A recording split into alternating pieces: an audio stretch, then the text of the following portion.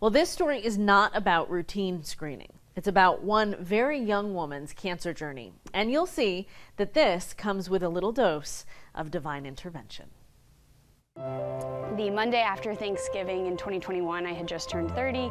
My gynecologist found a lump that she said I should probably get checked out. That may be the current headline of Brittany Yokley's story, but it isn't her whole story. This trained dancer moved from the Big Apple to Charlotte in 2016. She got married, got a new job in 2021. New job, new insurance, new schedule for annual appointments, 2 months earlier than before. I was diagnosed before. Had I stayed with my last company, I would have even gone to the gynecologist. So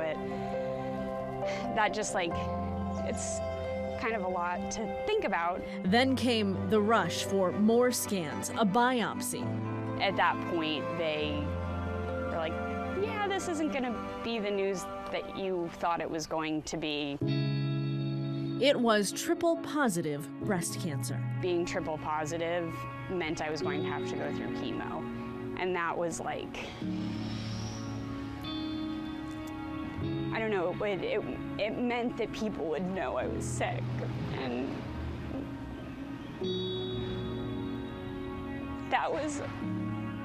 it wasn't harder than the day of the mammogram, but I think it was harder than like hearing you have cancer, was that like I wouldn't be able to just go through this whole process and like have nobody else be aware of it. What has followed has been 18 months of treatment, chemo and radiation, occupational therapy when she was having range of motion issues during radiation. You finally get to see my face. I know, I was like, have you ever seen my face? I don't think so. It was therapist Brittany Lorden who told her now friend Brittany about the work funded by the annual 24 Hours of Booty walking and cycling event in Charlotte.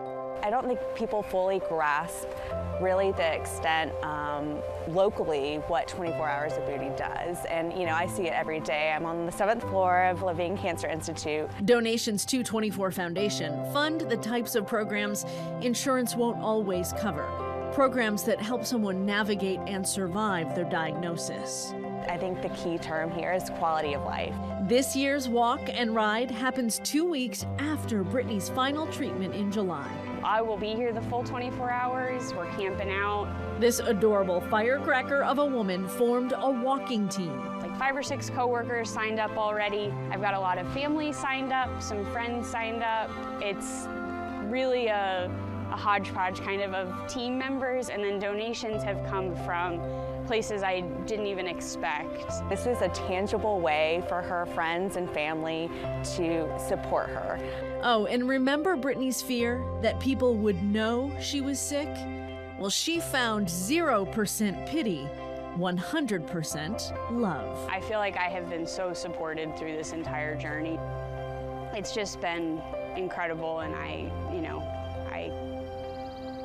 feel like there aren't enough thank yous in the world to share with everybody how much I appreciate their support.